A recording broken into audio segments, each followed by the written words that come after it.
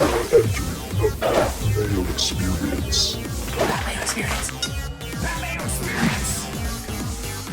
Mayo Experience. Experience. Welcome to the Pat Mayo Experience, presented by DraftKings. Today we're digging into Fantasy Football Draft Strategy in terms of utilizing ADP. Are you going to buy some fear? How do you outmaneuver your opponents? Plus some DFS talk as well, and some strategy behind actually building your bankroll for once, not just losing it all week one, then having to go redeposit. How are we going to manage that? What should we be doing differently?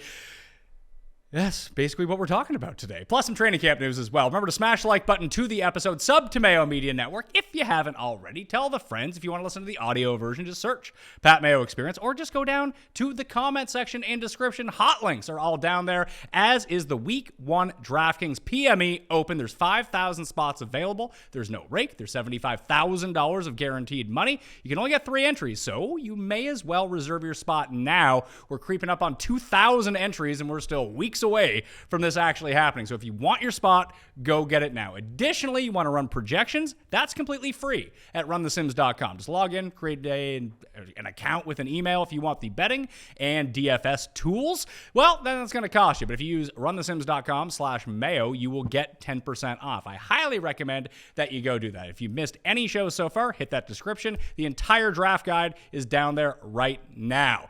Joining me on the line to break all of this stuff down for the first time ever on the Pat Mayo Experience from oneweekseason.com. And if you use promo code Mayo over at oneweekseason.com, you'll get yourself 20% off. Week 1 is free as well, so you can test the waters, then use promo code Mayo if you like it. And I'm sure that you will.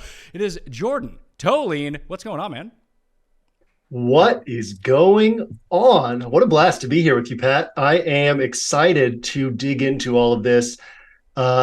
I am kind of getting back into the swing of doing some video stuff. Some people watching this probably used to watch me with Levitan and Jeff El Jefe 3 years ago, 4 years ago. Yeah, it's fun to, I've kind of taken a break from video the last couple of years. It's fun to be back on here. What a way to break it in, getting back on here with you this week, talking fantasy football, talking DFS. Lots of stuff to talk about at this point in the season, especially in regards to all of the overreactions we see at this point. A lot of the mistakes we see people making drafting, a lot of the mistakes we see people making carrying that over into DFS. And so, yeah, it'll be a lot of fun to talk about strategy, talk about how to think through these situations, and basically how to position ourselves so that we're in more plus EV position than our competition, both in DFS and in our fantasy leagues. Well, we're going to start with season-long fantasy first, and if you don't care about season-long fantasy, easy stuff. Hit the time codes, jump straight to DraftKings Strategy, and you'll have all your problems solved. Or if you just only care about season-long, just watch up till then. Remember to smash the like button and subscribe, though, because that's very important to what we do at Mayo Media Network. And like I said, tons of content. Hit the description.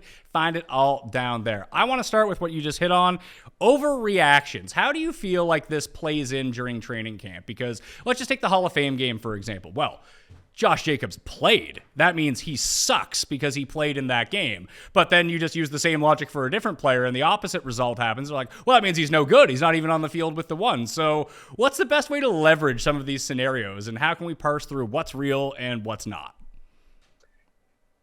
I love this, right? Like this time of year, the overreactions are so extreme. Probably the best thing you can do is pay attention to training camp news, right? If you're reading what the beat writers are saying from all 32 teams, you're going to be in a much better position. But realistically, most people don't have the time to do all of that. So finding a source that can help you keep up to date on what's really happening. Like, for example, on OWS right now, we have a deeper context segment where we take the giving this player news that kind of leads to the overreactions in the industry. And then we break it down into what the beat writers have actually been saying, what's actually been going on in training camp, and how we should process this news.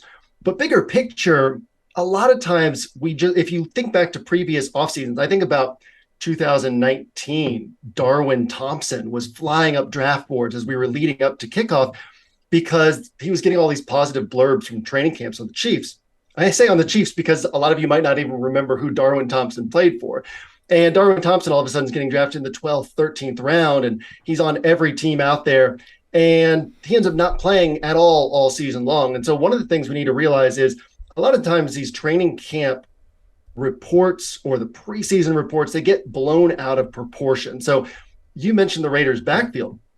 We have so many unknowns there. So if you're drafting Josh Jacobs in the 5th round, sure, you're probably overdrafting him. But if he starts falling in your draft, well, now you get an opportunity to take those unknowns, embrace those unknowns.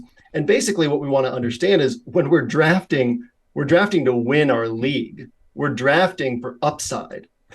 Think about all the players in your league. You draft 18 players. You end up dropping like 6 or 7 of them 2, 3, 4 weeks into the season and picking up new players. It's not awful to take a 7th round guy and have to drop him a few weeks in. But if you take that 7th round guy and he has the role that he had before and that everybody thinks he no longer has, you're now so far ahead of your league mates. And so that opportunity to just think of basically to think like a DFS player and say, if there are unknowns, that basically means we are able to access more upside by just being willing to take on that unknown. So if you don't have the time to follow all the training camp news, the staple thought process should just be, is everyone reacting hugely to short-term news? If so, this is probably an opportunity for me to buy some fear, for me to embrace some uncertainty and to benefit as a result. Do you think that works better with players falling down draft boards or players going up draft boards? Because I think there are plenty of examples that we've seen, not so much recently because it feels like the consumer, the average fantasy football player, and with so much media out there now to consume, that people just are a lot sharper than they used to be. But I remember the year that I think it was the Ray Rice second year, Ray Rice rookie year with the Ravens, that he was being drafted in like the 10th round, 9th round, something that would never happen today. But then as training camp went along, it became clearer and clearer that he was going to be the guy in Baltimore, and he ended up going like the 3rd round or something like that. And it was still a fantastic pick. He was a top 5 guy. We don't see those situations materialize anymore. But the few that I've seen so far recently, since training camp started, you have Isaiah Pacheco and you have Dameon Pearce. Those 2 running backs are now skyrocketing up boards. Does that mean that they become undraftable? I mean, once they get to a certain point, I'm sure that's the case. But if they were going from undrafted to players that people want, pick 100, pick 120, pick 95, something like that. You just mentioned 7th rounders. Sometimes you drop them. Are you willing to gamble on players like that who are just seeing so much steam come out of nowhere over a 2-week stretch? Does that mean people are catching up to where they should have been, reacting to the right news, or do people just want to find a sleeper and that's what they want? Yeah, I mean, let's take those 2 specific examples. I think that there's a couple things you want to look at.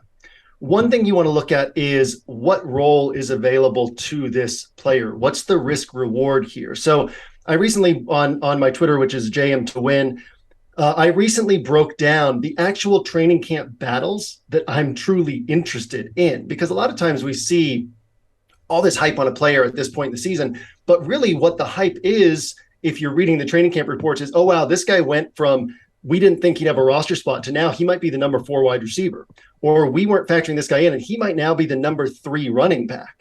And that doesn't really help you all that much once you get to the regular season. The other thing we want to look at is, what is the upside on this player? What's the ceiling on this player? So where do we get upside in fantasy? Upside comes primarily, like week winning upside comes primarily from touchdowns. Offenses that score a lot of touchdowns are likelier to produce touchdowns for their players. Offenses that don't score a lot of touchdowns are less likely to produce touchdowns for their players. That's pretty basic. So take somebody like Pearce. Well, if he keeps flying up draft boards and you're now taking him over established running backs with relatively established roles, like I think that Pearce will take over that backfield in Houston, but then you also have to ask, what is the upside to being the lead back in Houston? Keep in mind, we kind of get lead back mixed up these days. Lead back doesn't mean Christian McCaffrey, Saquon Barkley, 90% of the snaps, 95% of the touches. Basically, about 25, 26 teams, their lead back plays 65% of the snaps. Other players will still be seeing the ball for the Texans. The Texans will frequently be behind in games. The Texans are not going to be near the top of the league in touchdowns. If we go over to somebody like Pacheco, well, now we have something where, like, he probably will start the season as the number 3 back. Keep that in mind. You're still going to have Clyde Edwards-Helaire. You're probably going to have Jerick McKinnon ahead of him. But neither of those guys, Jerick McKinnon has his injury history. He's an older guy. They're not going to play him 60 snaps a game, 60 out of 65 snaps. So you can assume that Jerick McKinnon is going to have a role, but it's going to be a smaller role. And you can assume that Pacheco has a chance to pass Clyde Edwards-Helaire on the depth chart. So in that instance, I still want to keep in mind what the reality of the situation is. But also, I'll never forget Jamal Charles' rookie season. Do you remember that year? It was who was the lead back then? Larry Johnson was the lead back. Yeah, it was the exact same situation that happened with Priest Holmes and Larry Johnson about 3 years beforehand too. Yep. and people, Larry Johnson was such an established player that everyone was drafting Larry Johnson. But if you were reading beat writers throughout that season, you saw all of this Jamal Charles talk. It was like Jamal Charles is flashing in practice. Jamal Charles looks excellent. It wasn't until week 7 or 8 or 9 of that year that we're going back over a decade. So I don't have the numbers maybe exactly right, but it was somewhere around that range of that season that Jamal Charles started getting touches and then took over that role, and then they kicked Larry Johnson off the team. And so if we can find a situation like that where we can say, look, I'm not going to overhype the hype myself. I'm not going to just assume that Pacheco's stepping in for me in week 1. Pacheco's probably on your bench in week 1. In August, it doesn't feel like that because of all the hype around this player. But once we get to the regular season, we're going to have a somewhat established pecking order. But it's on an offense where there are going to be touchdowns up for grabs. And it's on an offense where we have kind of a backfield that's been in flux for a couple of years. Clyde Edwards-Helaire, the perception around him is so different from the reality of him. Why? Well, we want to always understand the roots of anything that we're talking about. That very first game for Clyde Edwards-Helaire was a nationally televised game in week 1, and he had a monster game. And I believe it was Sunday Night Football, and it was Chris Collinsworth and Al Michaels, and Collinsworth was talking him up, or whoever the announcer was talking him up the whole time. And so the perception everyone got was, man, Clyde Edwards-Helaire was this awesome pick for the Chiefs in the first round. He's an awesome running back. And that's the only game he's really had like that. So now, last year he was still being drafted 2nd round, 3rd round. Now all of a sudden people are like, Clyde Edwards-Helaire, get out of here. And we have this chance for somebody else to step up. And it wouldn't be that surprising if, as we get deeper into the season, Isaiah Pacheco is taking over that lead role for the Chiefs. So both of these guys are great picks. Both these guys are probably going to have a role. Pearce is likelier to have a role. But you also want to ask, what am I trying to do? 12 teams in your fantasy league, that means you have an 8% chance of winning your league. That's still a low percentage chance. So you still want to take these swings on guys who can win you the league. And I see, maybe I'll be wrong on Pearce, right? But I see Pearce as more of like, hey, maybe he fills in and gets you some points. But what are you really trying to get deeper down draft boards? Or if these guys start flying up draft boards, you want a league winner. And so I want to be thinking about all of those components, be thinking about what actually would go into a league winner. And is this guy one of those guys? So yeah. And again, big picture, that's just kind of like a thought process that you can use for any of these players. What is the ceiling on this guy? What other ceilings are available here? Because a lot of times we see these fresh new names. I'll say it like this. I said this recently to one of the guys at OWS. I feel like if females were the primary fantasy football players, we'd see a lot less ADP movement. Guys have this tendency to like, whatever's the new thing, they want to move on to that. And the example I used was, if you've been in a relationship for a long time, the person that you fell in love with, when you fell in love with them, you loved everything about them. All their little quirks stood out to you as something positive. The longer you're with someone, the easier it is to start getting annoyed at those little things. And you start thinking about other people, right? And it's the same thing in drafting. People look at these new names and they fly up past guys who have established track records. Like George Pickens flying past Chase Claypool. Well, Chase Claypool has multiple 800-yard seasons. One of the OWS guys today said he has a 4-touchdown game against an actual NFL team. And George Pickens is also going to be great. But like, let's put these things into context and not let the new names just fly past the old names. So always think about what you're giving up in order to draft a player as well. Not just what you're taking, but what you're giving up as far as what else is available on the board. Well, let's kind of hit on some of these guys that are falling down the board to see if there's any potential there for the buy. We talked about Josh Jacobs a little bit, that there does become a breaking point where if all of a sudden he's going in the 9th round, it's like, okay, I could see a situation where he's just Josh Jacobs, and that's good. And he could have this role to himself. And we're not worried about Amir Abdullah or whoever ends up coming in, or Kenyon Drake in this Raiders backfield. But I would say David Montgomery is starting to feel like that a little bit. Antonio Gibson, most definitely, with all of the reports and week 1 of the preseason, just been slander on the guy's name. No one wants to draft him anymore because he's going to be cut from the team is essentially what everyone is talking about. And it's still more likely that he is the starting running back going into the year for the Commanders. So out of those 3 guys, those are 3 running backs normally in a normal year of how we're used to playing fantasy football, that they'd be running backs in what we would call the dead zone of running backs. They would be late 3rd rounders to somewhere in the middle of the 5th round. Somewhere in that range is where they'd be drafted. Now, maybe in some drafts they're still going there, but it seems more and more likely that they're going to start falling past the 5th round if all the negative hype continues. Do they become good buys at some points? And are they the right type of gamble? Because there's no guessing on what the upside or the role could be. It's just, will they have that role? That is now the biggest question for them. Well, yeah, and the point you made in that question is the perfect point to explore. There's a breaking point in the draft where it changes. So if you're taking these guys in the 3rd, 4th round, maybe they pay off as a 3rd or 4th rounder, but do you really need to take on that risk? What's the point, right? But if you're in a draft, so you don't need to prioritize these guys and say, I really do think that people are undervaluing David Montgomery, for example, and so I'm going to take him. I want to make sure I get him in the 5th round. Instead, let the draft come to you. And if everybody else is passing on this guy in the 6th round, even maybe make it uncomfortable on yourself and wait even longer.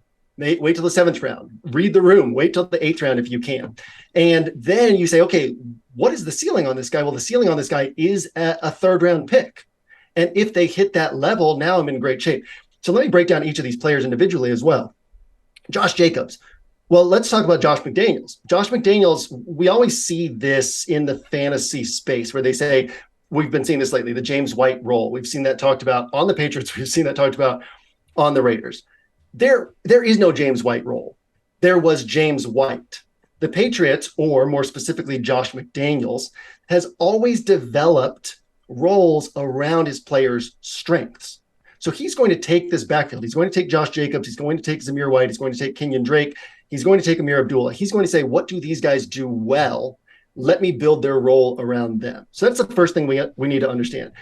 Amir Abdullah and Kenyon Drake are not a challenge to that early down role for Josh Jacobs. Zamir White's the only challenge for the early down role. So the question there is Josh Jacobs or Zamir White.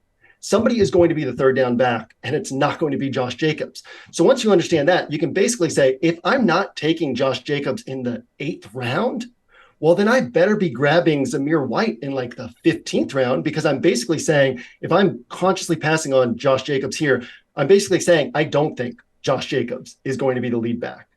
So let me place a bet on Zamir White at an even cheaper price tag in this draft that Zamir White will end up taking that role. If you're wrong, drop the guy a couple weeks in, pick up somebody else. But give yourself that opportunity to understand the actual bet that you're placing. You're not just saying, I don't like Josh Jacobs or I don't want to take on this risk. You're essentially, by passing on him, you are taking a stance that he is not going to be the lead back on early downs. Next guy, David Montgomery. I love David Montgomery. I like Khalil Herbert as well. I was one of the first people banging the drum on Khalil Herbert last year. And what I kept saying last year was Khalil Herbert's a really strong one cut and go runner. His vision is incredible. Now you bring in Luke Getsy. They're going to be basically running this outside zone run scheme where they need a back who can one cut and go. So better all-around back, genuinely, better all-around back, David Montgomery. It's not a question. Better one cut and go runner, it could be Khalil Herbert. So maybe Khalil Herbert ends up stepping up. But also context. Where did all of this David Montgomery falling down the draft board start? It started when David Montgomery took some special teams reps in practice. And if you read the training camp reports, they were on The Athletic from Adam Johns and whoever the other guy is. And the reports were basically all positive around David Montgomery. And then it's just this report, like David Montgomery took some special teams reps. We thought that was surprising. And essentially it was more of like they were painting it as what a good guy this guy is. Like he's just always willing to step in on different spots on the team. He's willing to take reps here. He's willing to do things over here. The day before that report, or 2 days before that report, the beat writers for the Bears had been joking, but not really joking, that David Montgomery might lead the Bears in receptions this season. They were talking about how many dump-offs he'd gotten from Justin Fields. The offensive line was doing a bad job. Darnell Mooney and Cole Kmet are their only real weapons, and defenses are able to kind of isolate those guys. The Bears don't have a great defense, and this was in training camp practices, and so frequently Mooney and Kmet were covered, and so Fields was dumping it off to David Montgomery. So they were saying David Montgomery might genuinely lead the team in catches this year.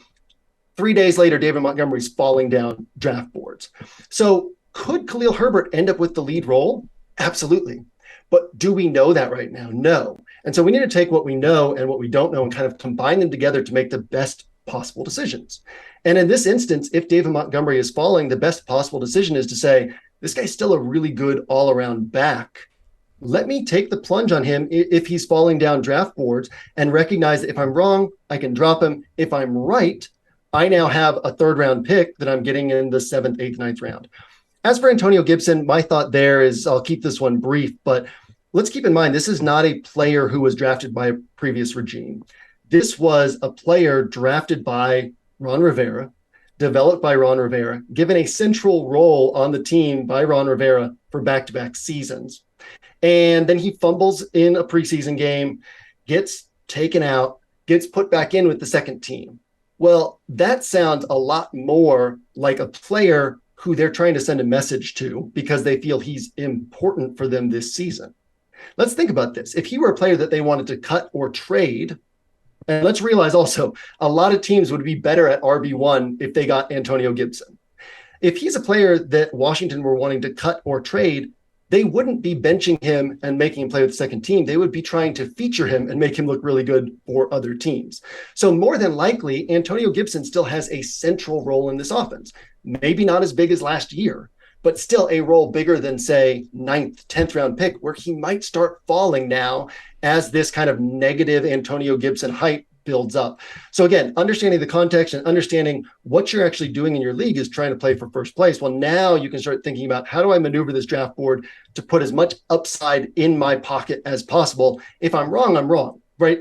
It's pretty standard in fantasy to take stances and be like, well, this guy is going to do this. This guy's going to have a great season. This guy's going to have an awful season, because that's kind of what helps people build their brand. But let's be realistic. We don't know.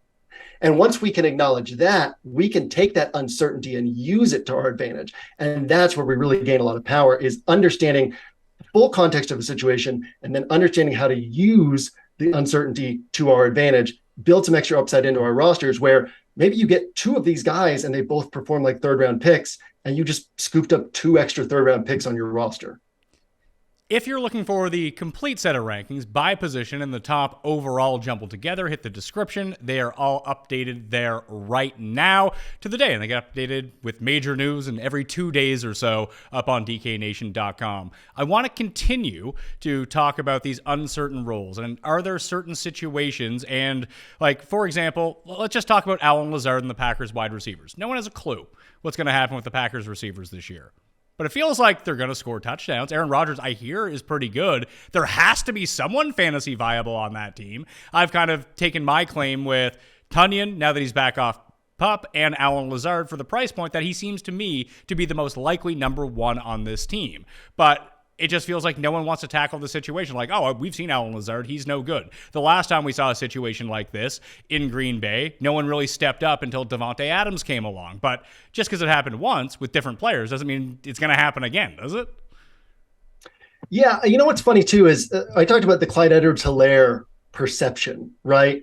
And how that was built. And when we understand that, we gain so much more of an edge. The perception around Allen Lazard, he was not a highly touted draft pick. He was kind of buried on the depth chart. I don't remember the exact game, but his first game getting significant playing time, he was a revelation on the field. It was like the Packers needed somebody to step up, and he stepped up, and everyone was like, who's Allen Lazard? And then he kind of played, he went back into the background, gradually played himself into a role. But we have this perception that Allen Lazard is just kind of mediocre. This guy scored 8 touchdowns last season. You don't score 8 touchdowns as a number 2 receiver if you're just kind of mediocre. This is a guy who has gotten significantly better every single year. Aaron Rodgers has talked him up every single year. And one thing we forget is that Devontae Adams was not very good early on in his career either. Devontae Adams was just a way to sink money into a DFS roster. If you put Devontae Adams onto a DFS roster his first couple years in the NFL, you just knew that that roster was losing money. Unless I was actually at this game in Green Bay against the Lions, Devontae Adams had 19 targets, only 8 catches, I believe was the exact number. And that was able to produce at a level where it was worth having Devontae Adams on your roster because he had 19 targets in that game. So we have to understand that players don't always burst onto the scene like Justin Jefferson or Jamar Chase. A lot of times players take a little bit more time to develop. The Packers obviously would have loved to have had Devontae Adams, but the Packers were willing to trade Devontae Adams in part because they felt comfortable with what they had. And Alan Lazard is a big part of that. So I laid out these numbers recently. Over the last 2 years, over 60% of the targets on the Packers have gone to wideouts. Last season, over 95% of Packers plays had 3 or fewer wideouts on the field.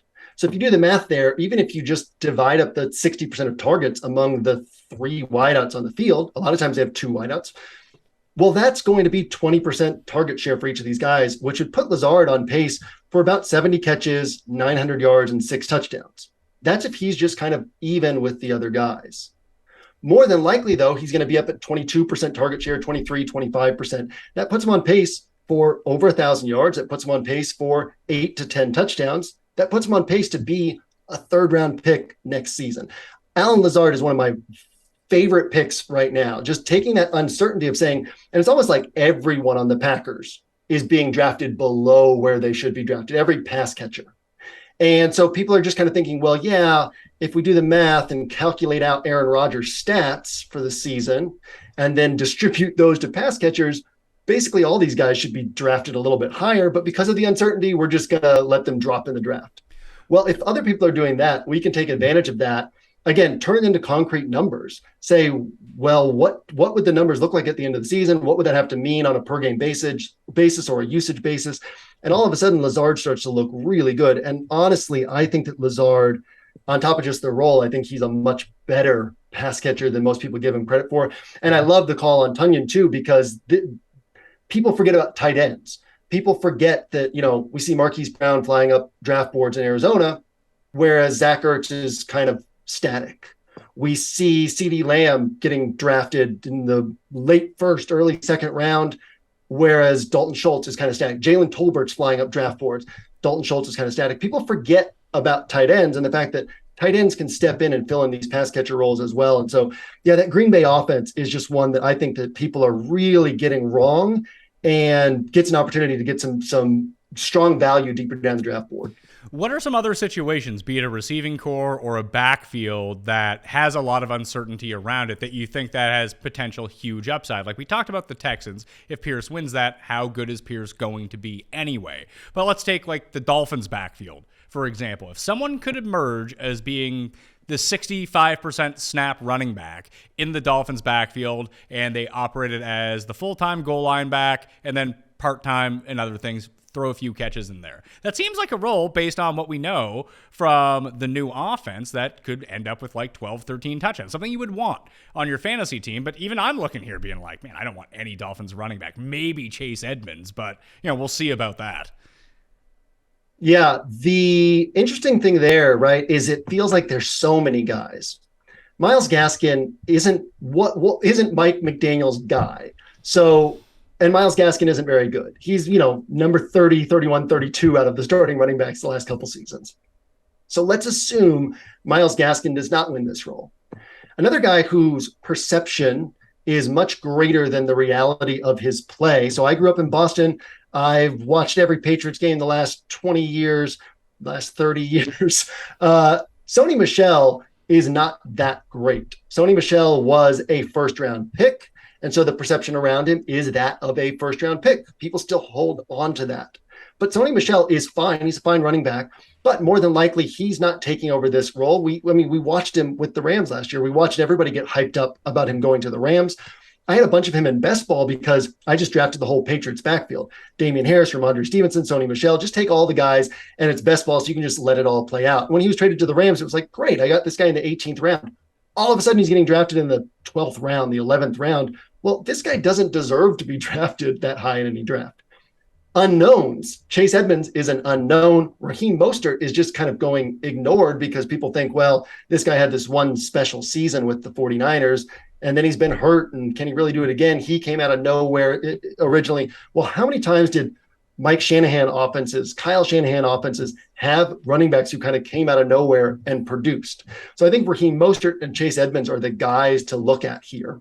And I also think this is a lesser used strategy in season long than in best ball, but you could draft two of these guys, right? In best ball, you can say, let me just draft all these guys and one of them will produce. You can't do that in season long because you have to choose who to start. But if we assume that somebody will emerge as the starter, the price tags on these guys are cheap enough that you could say, let me take Chase Edmonds, let me take Raheem Mostert. One of these guys will emerge as the primary starter by week 4 or 5, and I'll know who that guy is and I can just start him the rest of the way. So that's one way to handle it there.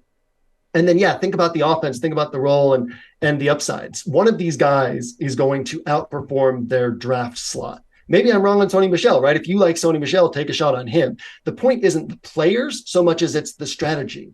If we focus too much on predicting exactly what's going to happen on all these players, we end up setting ourselves back. If we focus a little bit more on the strategies, then we understand, let me just figure out how to take this uncertainty, use it to my advantage. Here are some ways that I can do that. So that's a backfield. Other spots, right? Undervalued offenses just in general.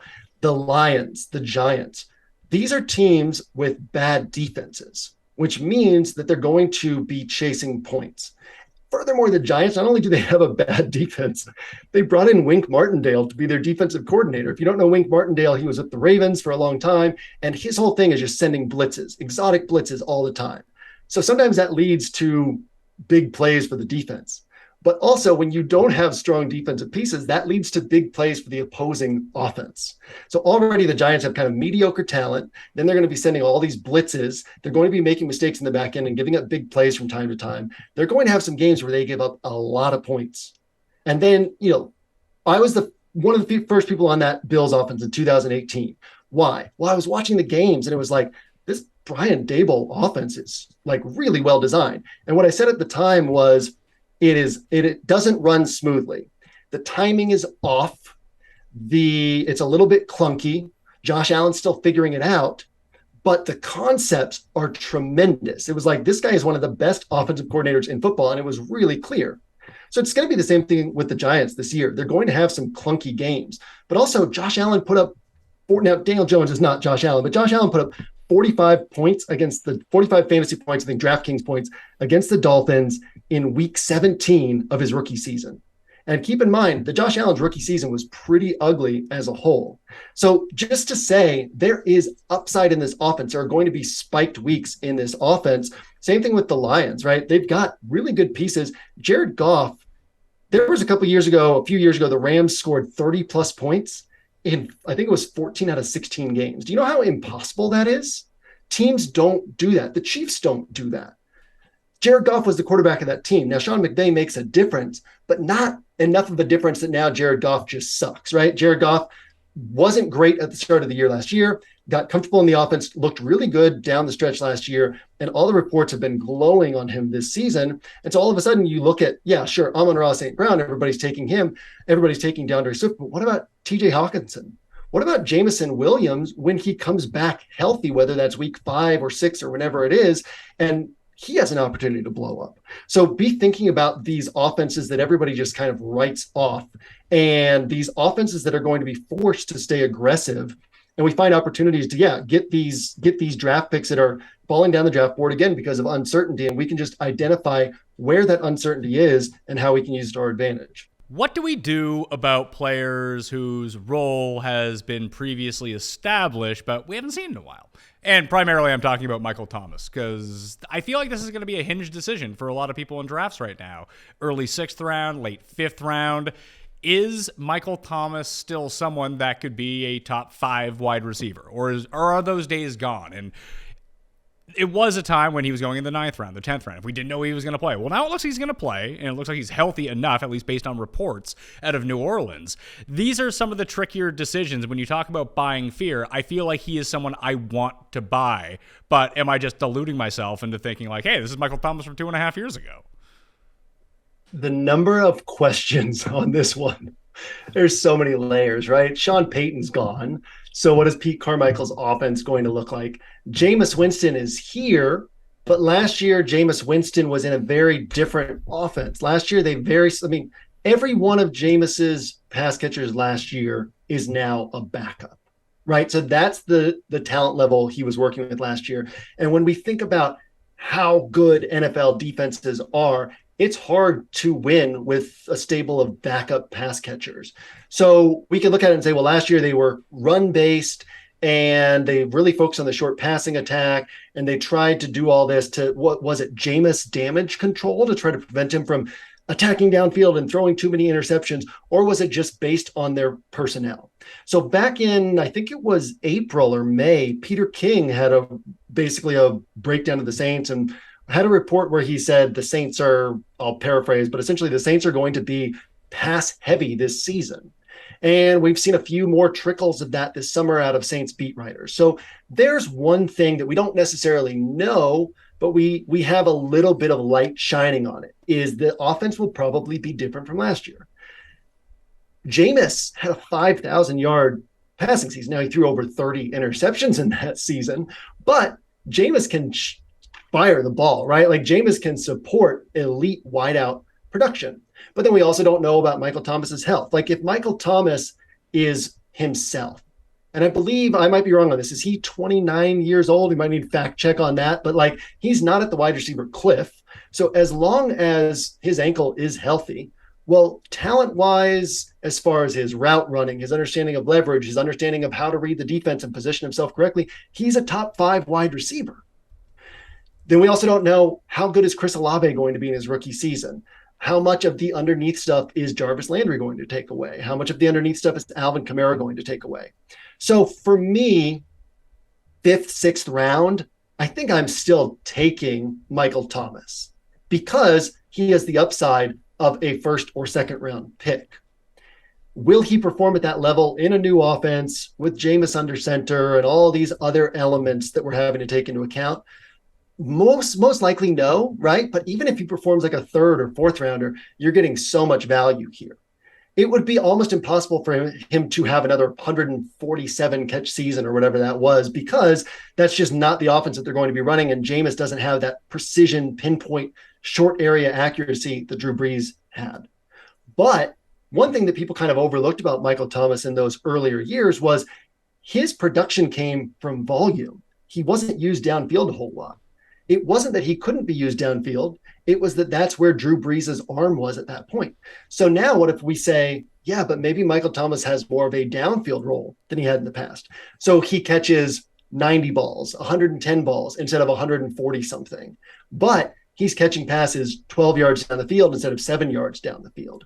He's getting some big plays. He's getting some 170-yard games because he's breaking some long plays, right? So for me, I think that in that 5th, 6th round, and you compare him to the other players, you talked about that dead zone for running back, that 3rd to 5th round area. Well, if you're kind of deciding between one of these running backs or kind of one of these question mark wide receivers or Michael Thomas, I'm still comfortable with Michael Thomas there. Now, if he's falling into the 9th round, or if you drafted earlier this summer and you're still watching this for whatever reason and you got him in the 9th round, well, yeah, now you were in great shape, right? And that was kind of, for me in best ball, it was like, let me stop on Michael Thomas once he moved up above the 8th round, because I already had so much of him in the 8th round or late 7th round. But if I'm in a 12-man fantasy draft and only one team gets Michael Thomas and I can get him in the 5th or 6th round, I'm willing to take that plunge. Also, if you have faith in some of these, Juju Smith-Schuster, who's going to be used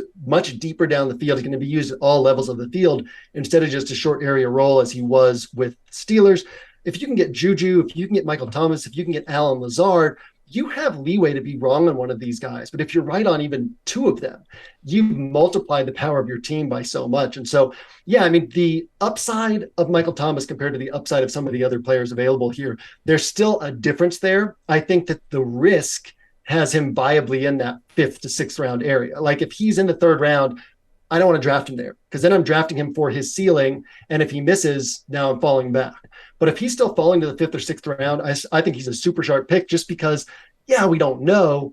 But if we take everything into account, this is still one of the better picks you can make in that area. Just to recap some of the ADP movers over the past week or so that are currently going inside the top 100. Quarterbacks are kind of going up the list. Like Jalen Hurts is up to quarterback number 6, pick number 80 overall. I still love Jalen Hurts at that spot. Justin Herbert's all the way up to like number 58 right now. I think I just wait and take Jalen Hurts if we're going to be drafting quarterbacks. I still want to get an elite guy, but as late as possible. Cam Akers is down to running back number 19, pick number 45. J.K. Dobbins is going at pick number 51. He's up a few spots, but some of the ones that really stuck out to me, Devin Singletary's down to pick number 88 overall. Cordero Patterson's up, but he's still pick number 92. And then you have Michael Thomas is up to pick number 60 now. Alan Lazard up to pick number 74. Brandon Ayuk is probably the biggest riser of all these guys, up to pick number 84. And I do really like Ayuk this year, but I found it strange that Kadarius Toney actually has fallen over the last week, around 4 or 5 draft slots. He's now going around pick number 85 to 90. You talked about the Giants receiving core as potential upside plays, spike plays. I don't think it's going to be Golladay. I feel like he's a bit washed at this point. Maybe I just have a bad read on that. So that leaves us with Kadarius Toney and Wendell Robinson, the two that are running with all the ones on the field at all times. Those guys, to me, feel like a really good gamble. Agreed. 100%. I love Wendell Robinson. I love Kadarius Toney. The question marks around Toney are just basically, is he committed? It's what we saw last year. Brandon Ayuk had that great rookie season. Last year, we all expected him to have a strong follow-up, outperform what he had done his rookie year. And then he was in Shanahan's doghouse for 5 or 6 games to start the season. And it had nothing to do with his performance. It had to do with his practice performance. Shanahan felt that Ayuk didn't take every single daily practice rep seriously, didn't take them like game reps. And there's been this whole process with Ayuk of going from, basically a non-professional to a professional to now being kind of a team leader, getting into fights with Fred Warner at training camp and so on and so forth. So the question with Kadarius Toney is this guy committed? Is he learning the offense? Is he showing up every day ready to practice his hardest? Is he getting better every day like the rest of the team? As I mentioned, this Dable offense is going to look a little clunky at times early in the season. The timing is going to be off. So they need somebody who can keep improving throughout the season as the team itself keeps improving throughout the season. So Kadarius Toney is a little bit more of a gamble than Wendell Robinson for me, just because Robinson, you can draft him so much later. And Dable drafted him. The beat writers have loved watching him. They've said that it's very clear, the knock on Robinson getting drafted was, did the Giants draft him too early? This guy's small. This guy doesn't really profile as a guy who can step in and produce right away. And then once the beat writers started watching training camp, it was like, oh, Dable drafted him with a very specific plan in mind. He knew exactly how he wanted to use Wendell Robinson. They're going to have plays designed for him. He's going to be on the field all the time. I think Kadarius Toney has even more explosive upside on a per play basis. He's going to be on the field just as much, but we're getting him, at a higher draft slot. So we have to put a little bit more draft capital into him. That said, either one of these guys, the ceiling on them is so high. The ceiling on Kadarius Toney is maybe not in this offense, which won't be a great offense, but the ceiling on him, let's say 2 years from now, is like a 2nd round pick. That's how good this guy is capable of being. And that's how good this offense is capable of being. So I think that both of these guys, especially in terms of you get them, you sit them on your bench a little bit, you're not necessarily relying on them right away, but deeper into the season, once things get established and this offense gets going, these guys could be consistent producers. And one thing we're going to see, I love what you said about Golladay, and Daniel Jones isn't a guy who's going to attack downfield on a tightly covered player. Well, Kenny Golladay doesn't get separation. The signing of Kenny Golladay, another Gettleman special, the signing of Kenny Golladay made no sense for this offense. Daboll is going to realize that. And what he's going to do is he's going to try to get Kadarius. I mean, I said it last year, Kadarius Toney's 32-point game in DFS. I said that week, Jason Garrett's bad at a lot of things, but one thing he's good at is just figuring out who his good players are and giving them the ball relentlessly. And I said that week, I said, Jason Garrett's just going to get Kadarius Toney the ball in space as much as he possibly can. Well, I think that we're going to see a lot of the same thing from Brian Daboll this year. He's going to get Saquon the ball in space. He's going to get Robinson the ball in space. He's going to get Toney the ball in space. These guys are going to have some monster games. They're going to have some 30, 40-yard games, but they're going to have some games where they put up 130, 140 receiving yards just because it just takes them breaking one play. And if they keep getting the ball in space, think about those big A.J. Brown games, Deebo Samuel games, where they catch a short pass and turn it into a 60, 70-yard gain. All of a sudden, that's an extra 7 points that you're getting. So we're going to have some games like that from Kadarius and Wan'Dale Robinson. And I think that, especially with the Giants probably chasing points in a lot of these games, puts you in great shape to take the upside on these guys. It's time to talk about DraftKings, and since we're on the Giants, it does seem like every Giant is a value week one on DraftKings, that I wouldn't be super stunned if all of a sudden Daniel Jones is going to be the highest owned quarterback in the Millionaire Maker. Yeah, Wan'Dale Robinson is 3K in week one. So you take a guy like that and it opens up so much on your roster. And obviously we always want to be thinking about how we can, depending on the tournament size that you're in, how we can be doing something different from the field. But I think that one thing people get confused on as they're really understanding DFS strategy is they're either doing the same thing everybody else is doing, which makes it pretty impossible to win, or they are trying to do too many things different. So it's like, well, this guy will be highly owned, this guy will be highly owned, this guy will be highly owned. I have to avoid all of them. You really only need to press one or two buttons that are totally different from what everybody else is pressing. Ideally, from a salary allocation standpoint, so that your roster as a whole kind of looks different. As soon as you've done that, you're in good shape. So even if some of these guys get steamed up to a point where everybody's on Daniel Jones or everybody's on Wan'Dale Robinson or Kadarius Toney, you can still take the values on these guys and look for opportunities to differentiate yourself elsewhere. You can think, okay, if let's say that Wan'Dale Robinson, we get closer to the season, it starts looking like he's going to be 15% owned in the Millie Maker. Well, that doesn't mean you can't have Wan'Dale Robinson. You just have to recognize if everyone is saving this much salary at one wide receiver spot, what does that mean? They all have salary to spend somewhere else. Where are they spending that?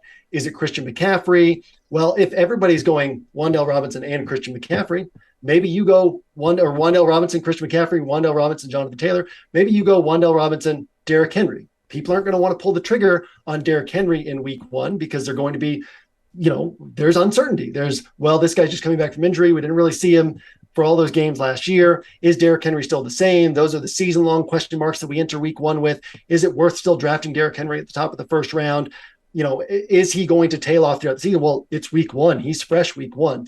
So you kind of just say, well, if everybody is doing Wan'Dale Robinson, you press this button, it means that everybody has extra salary. They're going to spend it in one of these handful of places. Well, then we can either say, well, we'll do things differently and go kind of mid-pricing or mid-high pricing on some of these other guys, or we'll take a different high price guy than everybody else is taking. So yeah, we can take these undervalued guys and not even worry about the ownership on them as long as we are thinking strategically through the other spots on our roster and what our clearest path to first place is as a result.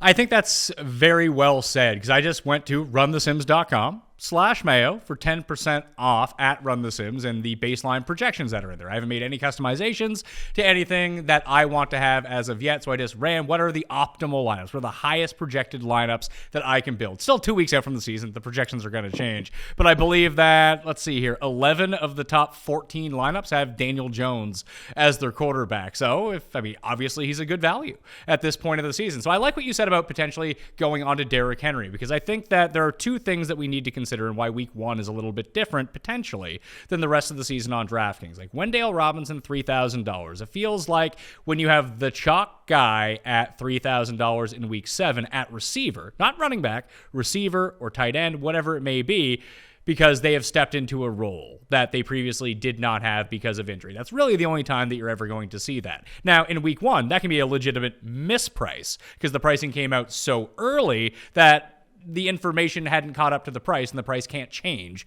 once it's released. So I always feel like the the buzzworthy, the chalkier, low-end $3,000 receiver is usually just an auto fade for me, whether they hit or whether they not. I mean, sometimes they do hit. Obviously, that's why people continue to play these players. But the buzzworthy $3,000 receiver in the new role doesn't translate the same way as running backs do when you get the $4,000 running back and all of a sudden the two guys ahead of him get hurt. It's like, well, he's going to touch the ball 25 times now. Just because, to use an example, I know it's not a $3,000 guy, but just because Alan Lazard is now playing the Devontae Adams role doesn't mean he's Devontae Adams all of a sudden. It doesn't even make him 80% Devontae Adams. They could just go in a completely different direction. So is week one different than the rest of the season that way, at least for cheap wide receivers? Yeah, you speak to so many important things there, and that's the value of opportunity and certainty. So the certainty on a cheap running back in a starting role is he's going to touch the ball X number of times, whatever it is for that offense, 16 times, 20 times, 22, 23 times. And it is just so difficult to match the point per dollar range of production you can get on that guy. So even if that guy hits his lower range, what we want to do is not try to over predict things. We want to understand what best positions us for first place. It's okay to take that 4K running back and end up getting 12, 13 points, because people who are taking it, let's say it's week 7, right? People who are taking that 4K wide receiver, most of them are also getting the same score. There's going to be 1% of the field that's hitting on the right cheap wide receiver that gets 20 points. And if this running back gets 22 points and you don't have him, you're behind half the field already. That's a place where you can say, yeah, let me just stick with him. Wide receivers, though, are so dependent on so many different things. They're dependent on game flow. They're dependent on the quarterback getting them the ball. They're dependent on producing at a high level with the ball in their hands. If we assume that a lot of Wan'Dale Robinson's work is going to be short area work, well, it would be very easy for him to catch 5 passes for 30 yards, right? We could have a Laviska Shenault line on our hands. He catches 5 passes for 30 yards. He gets everybody 8 points, and that doesn't kill their roster for 3K. But if we're talking about first place, which is literally all we should be thinking about in DFS, because that's where all the money is. And if we're talking about first place, 8 points isn't going to get us there. We're looking for guys across our roster who can get us 20, 25, 30 points.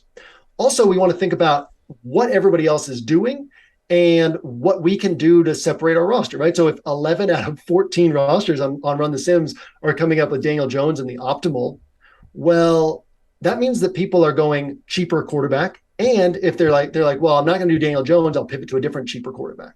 What's going to be really hard for people to do is pull the trigger on Patrick Mahomes, or pull the trigger on Justin Herbert, or pull the trigger on Lamar Jackson, these higher priced guys, because they feel like they're giving up so much value. It's like, well, this guy's so underpriced. We can pull the same thing over to wide receiver. It's going to be hard in week 1 to pay $5K plus for every wide receiver on your roster. It's going to feel like you're doing DFS wrong because everybody else is getting these 3K wide receivers. Pearce Campbell, I think, is 3,300. Wan'Dale Robinson is 3K. There's some other guys under 4K. So if everybody else is taking these cheaper wide receivers and you're getting, I think Juju's 5,200, Lazard is 5,600, and you're getting all these guys on your roster. Well, now all of a sudden you're like, well, I'm overpaying and sacrificing other spots. But what you're really doing is getting a very different roster construction from everybody else. So if everything falls apart for the field, you're now competing against a much smaller group of rosters on your path to first place. And so, yeah, thinking about the difference between a cheap wide receiver and a cheap running back is so important. I remember 2019 was Tajay Sharp's rookie season, and all this training camp buzz. And then all of a sudden we get to week 1, everybody's on Tajay Sharp. Same thing last year with Marcus Colston. Everybody's on this guy week 1 because he's so underpriced, and then he disappoints. And now 30% of the field doesn't have a shot at first place because they all did the exact same thing. The salary on the rest of their roster kind of fell similarly as a result. So they all have similar rosters elsewhere, and they just didn't pick up enough points to head for first place. You skip that one move, and now you're competing against only 70% of the field for first place. You paid off the rake plus some, and you're in much better shape. And so, yeah, thinking about the difference between, it can feel so certain in the summer when everyone's talking about this wide receiver. But once we look back on a week, we realize how many things everybody gets wrong. So recognize before we head into the week that things are always more uncertain than everyone thinks, especially on pass catchers where so many things have to break in their favor in order for the points to fall exactly the way you need them to fall. So at oneweekseason.com, and again, code Mayo, you can get yourself 20% off on that. It's a perfect complement to runthesims.com/Mayo, 10% off on that. And someone has described it to me that with your articles that you post up there, that's the one thing about Run the Sims. It's tools, it's projections, it's manipulating all of the numbers to get what you want. With 1 week season, you are giving your takes on all of this. And I liked what you said earlier on about potentially pivoting off of Christian McCaffrey onto Derrick Henry, onto Jonathan Taylor, and making your team unique that way. That one of the biggest things that I'd always do would be like, well, I'm going to pivot off of the cheap $3,500 guy to some other $3,500 guy, where you're just pivoting from a guy who might suck to a guy who probably does suck, rather than the highest end guys possible that in any given week that this guy can absolutely annihilate the slate. Like Nick Chubb is weirdly a good version of that because he's always perpetually under-owned. He underperforms a lot of the time, but when he performs, he's off to the races, and he has like 30 DraftKings points, and it's like, oh yeah, probably should have seen that one coming. Then everyone plays him, and he's horrible the next week, and then he goes back to being super low-owned again. But the way it was described to me as the most practical and useful version of what you do at oneweekseason.com is to basically beat the optimals in higher stakes contests and smaller field tournaments. That there's just such a collection of players who play so much money every single week. And what they do is run an optimizer. They take the optimal lineup, maybe tweak it a little bit to the one they like the best, and they just play that $100,000 in every single contest, whatever it might be. And what you're the best at doing is looking at what those optimal lineups are and making the creative pivots necessary to beat those guys in particular at the higher stakes level, or not necessarily even at the higher stakes level, at the smaller size tournament level, because there's only so much you can do before luck becomes a factor in the Millionaire Maker when you're competing against 200,000 different people. But if you can isolate a tournament with a limited number of people, these are the decisions that really pay off, don't they? Yeah, 100%. And first of all, I want to say I love Run the Sims, and we're actually going to be featuring some tools from Run the Sims on OWS this year. We have a call with Run the Sims this afternoon to kind of keep working through the details on that. And like you said, Run the Sims, you get the tools, OWS, you get the content. And what we're primarily focused on, one thing I often say is DFS is not a game of picking players. That's not the edge. The edge is understanding the roster construction techniques that put you way ahead of everybody else, that change your expected value from being, basically even with the field, which is losing money over time because of the rake, to being ahead of the field where there's just a massive edge over time. And so once you understand the techniques for roster construction, like Pat, like you said, pivoting from this one cheap guy who might suck to another cheap guy who probably definitely does suck because nobody's on him for a reason, that's rarely going to get you up to first place. But when you recognize we have an article each week called The End Around, and Hilo, our game theory expert, he's taking game theory courses at Harvard and Yale, and he breaks down essentially what the typical roster construction will be for that week and all of the ways that we can pivot our roster construction. So now we're just doing something very different. What I always say is when things break our way, we want to be positioned for them to break all the way our way, because again, only first place matters. So if you're in any of these, for me, it's anything really 10,000 entries or below. You have such an edge in just kind of, same thing in the Millie Maker, but the Millie Maker, you have to take some crazy shots on things. But anything 10,000 entries and below, I call them bankroll building contests, because over time you can just consistently find the roster construction edges to consistently be building up your money, be finishing high up draft boards, be finishing in first place. And the way that you do that is understanding not the players, not what players to pick, but roster construction. So on OWS, we break down every game on the slate. In the NFL Edge, it's an article I used to write at Roto-Grinders in the premium content area. When we launched OWS, it was our paywalled content, game-by-game breakdown. Now we've added so much stuff to the site that we make most of the NFL Edge available to OWS free members, which OWS free is free. So if you're even a season-long player, that's tremendously valuable because we break down how each team is likeliest to attack that game and what that means for likeliest game flow and for player production as a result. But then in addition to that, in addition to actual slate prep, And we have some articles that are slate prep articles, but what we primarily focus on is just helping you learn to become a better DFS player.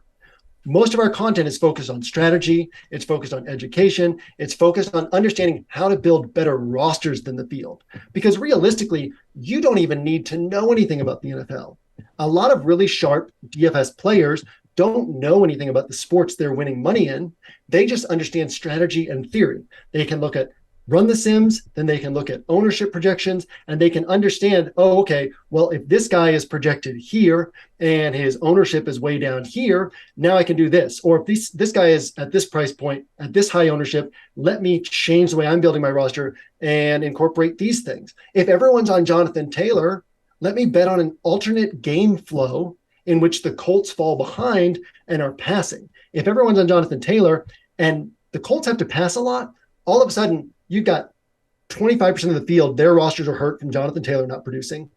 And as you pull that lever, right, all these rosters are being hurt, you pull this other lever where you benefit directly as a result from having the Colts passing attack. So it's thinking about these roster construction techniques of how do we get first place finishes? And that's frankly why we have so many first place finishes across our team members at OWS, is because not because we know the players so well, although we do know the players well, but because we know how to put those players onto rosters that are better built than what 90% of people are doing, and they give us a better shot at first place as a result. So that's really the focus on 1 week season. Again, as Pat mentioned at the top, we make everything free week one. So come on by and check it out for week one, but also 20% off if you use the code Mayo.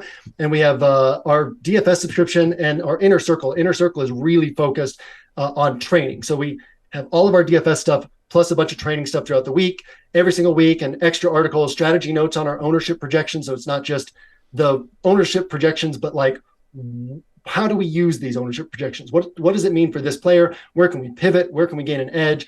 So looking at those types of things to really change our roster construction techniques and change our path to first place so that we're getting there more often.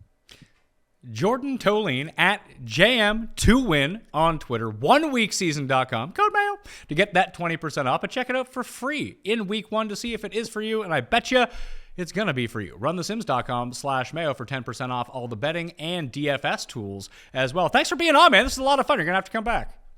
It was a blast. I am here anytime you want me. It'll be fun. No, we talked about our time difference, so that we have to find the right day for it, I think. Yeah, we're a 4-hour time difference, so we're gonna have one of these where one of us is doing this at nighttime. Well, you think that I would be better at DFS than you because I'm in the future and you're in the past, and somehow you're still beating me all the time. Yeah, I hadn't thought about that. There you go. I know, it's tough stuff. At the PME on Twitter for myself, Pat Mayo Experience audio podcast on Stitcher, on Spotify, on Apple Podcasts. Go subscribe to that now. Sub to the channel for the video. Mayo Media Network, easy stuff, and smash the like on the way out. You're looking for the draft kit, that's down in the description, as is the Week 1 DraftKings PME Listeners League. $75,000 of rake-free guaranteed money. It's going to fill very quickly. It's almost like 25% full now. Actually, it's over 25% full now. So you better go reserve your spot. You don't have to fill out your team yet. You can if you want to, but I'm just going to reserve my 3 spots and go on my way. Come back in week 1 and try to get my hands on some of that rake-free money, and so should you. I'm Pat Mayo. Thank you all for watching. I'll see you next time. Mayo Experience! Experience!